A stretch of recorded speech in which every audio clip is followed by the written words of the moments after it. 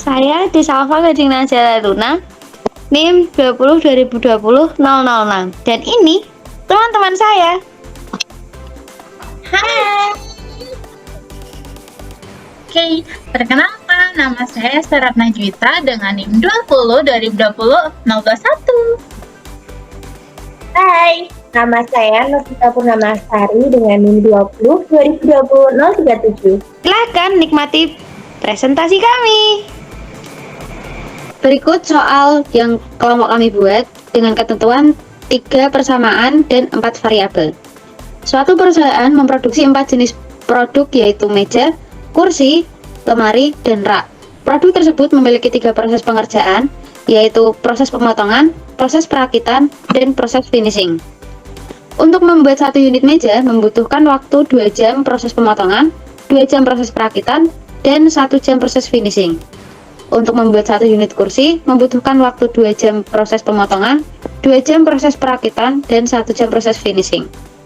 Untuk membuat satu unit lemari membutuhkan 3 jam proses pemotongan, 4 jam proses perakitan, dan 2 jam proses finishing.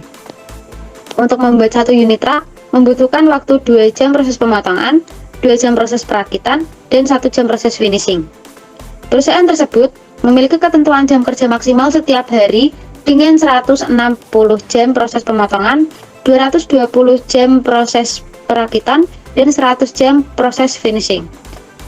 Perusahaan tersebut memperoleh keuntungan Rp250.000 dari satu unit meja, Rp150.000 dari keuntungan satu unit kursi, Rp350.000 dari keuntungan satu unit lemari, dan Rp175.000 dari keuntungan satu unit rak.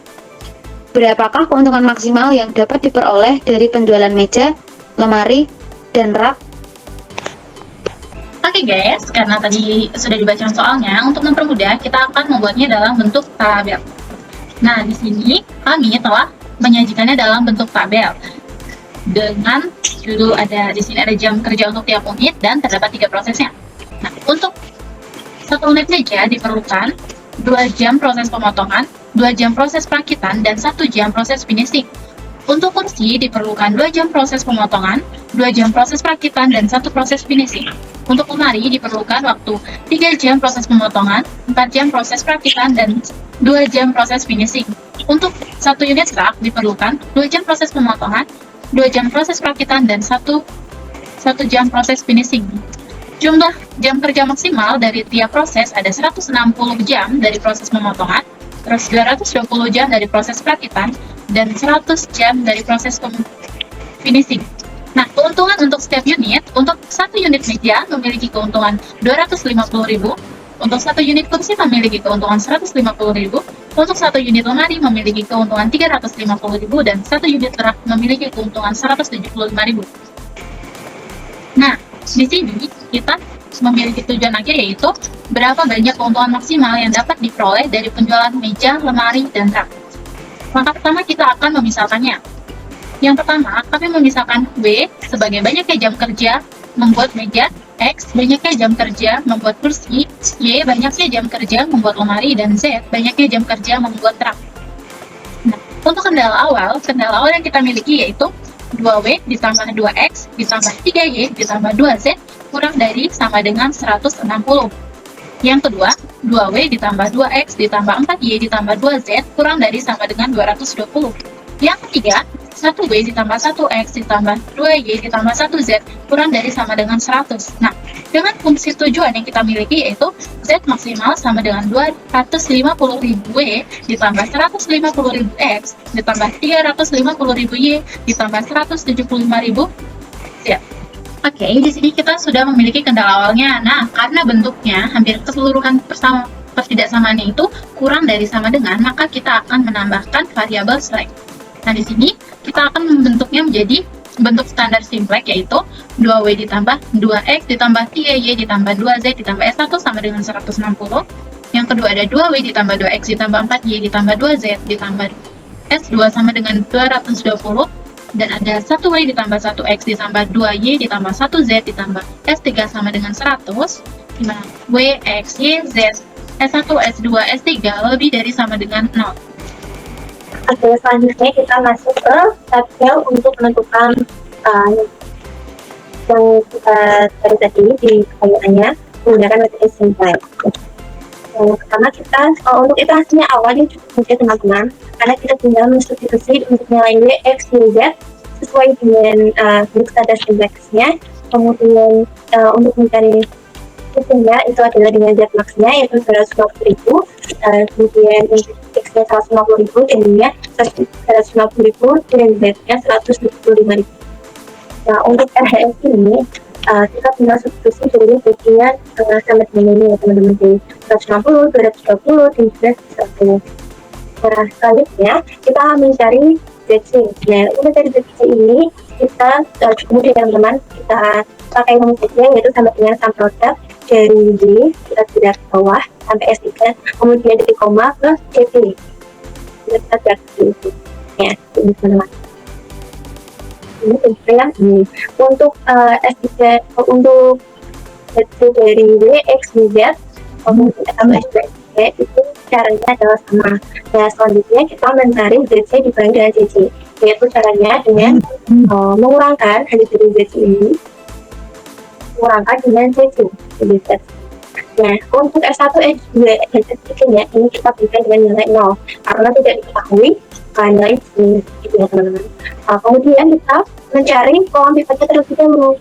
Nah di sini kolom pivotnya adalah ada di kolom Y, yaitu dengan mencari nilai dari ZC dikurangi ZC dengan nilai negatif yang paling banyak atau yang paling tinggi. Jadi di sini adalah min 350.000, itu ada di kolom Y. Nah kemudian dari kita mengetahui kolom pivot ini, kemudian kita mencari yang namanya rasio.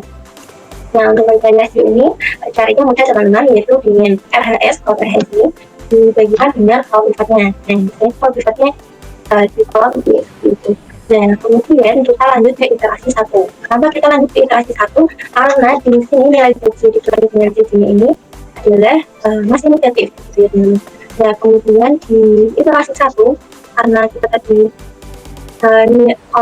garis pivotnya adalah di S3, maka kita mengganti dengan S3 ini dengan Y, yaitu kolom pivotnya. Jadi S1 tetap kita tulis S1, kemudian ini S2, kemudian S3 diberikan dengan Y.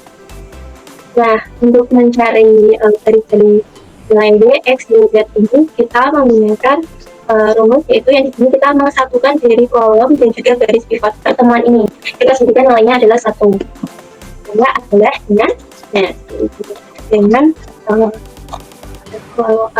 garisnya itu dibagi dengan kolom pivot yang ada di sini. Misalkan contohnya kita tadi sudah pilih teman-teman, itu nilainya adalah 1. Nah untuk mencari di kolom Y-nya ini kita juga sama, nilai dari S3 tadi yang kita ganti dengan Y dibagikan dengan kolom pivot, yaitu kolom ini ada di 2. Nah begitu juga dengan seterusnya dengan di X, Y, S1, S2, S3 dan selanjutnya seperti itu. Kemudian untuk mencari S1, nah untuk mencari S1 ini kita caranya juga mudah ya teman-teman. Ini caranya adalah di sini gitu ya teman-teman. S1 kan ini S1, jadi kita ke S1 dikurangkan dengan kolom pivot dikalikan dengan yang tadi yang sudah kita cari tadi. Untuk mencari S1 di kolom X itu di kolom Y dan kolom Z itu caranya sama. Untuk di S2 nya itu juga sama, kita lihat dari garis S2 ini, kemudian kolom Y, X, Y, kemudian kita kurangkan dengan kolom pivotnya, kemudian dibagi dengan nilai tadi yang udah kita cari. Dan selanjutnya untuk mencari ZC caranya juga seperti tadi, sampai dari Y, kemudian kita lihat titik koma kita itu jelas untuk enter akan menemukan hasilnya seperti ini. Nah untuk ZC ini caranya juga sama, bila ZC nya ini dikurangkan dengan ZC nya ini. Kemudian kita mencari kolom pivotnya. Kolom pivotnya dilihat dari ini yang paling besar, kemudian kita cari menggunakan ini nilainya adalah minus 120. Jadi ini adalah kolom pivotnya. Kemudian kita mencari RHS. Caranya untuk RHS pertama ini caranya adalah dengan RHS yang awal dari S1, kemudian kita kurangkan dengan kolom pivotnya dikalikan dengan dari I-nya. Nah untuk I-nya ini caranya adalah dengan sama ya, dari hasil dari RHS-nya dibagi dengan kolom pivotnya ini. Untuk operasi Gauss-Seidel nih teman. Nah operasi Gauss-Seidel untuk garis pertama adalah garis pertama di sana 3 dikali garis ketiga. Ini adalah untuk operasi Gauss-nya. Untuk iterasi yang kedua dan selanjutnya itu caranya juga sama teman-teman. Nah ini caranya juga sama ya, tapi saya maksudnya tapi kami untuk stop di iterasi ini, karena kalau kita lanjutkan di iterasi keempat ini, nanti kita akan balik seperti iterasi yang kedua ini. Jadi nanti akan melakukan pengulangan di kedua, nanti ketiga justru kedua lagi. Jadi kita stop di kolom B. Nah untuk di iterasi ini kita sudah bisa lihat hasilnya, yaitu dari nilai W-nya, yaitu tadi apa ya?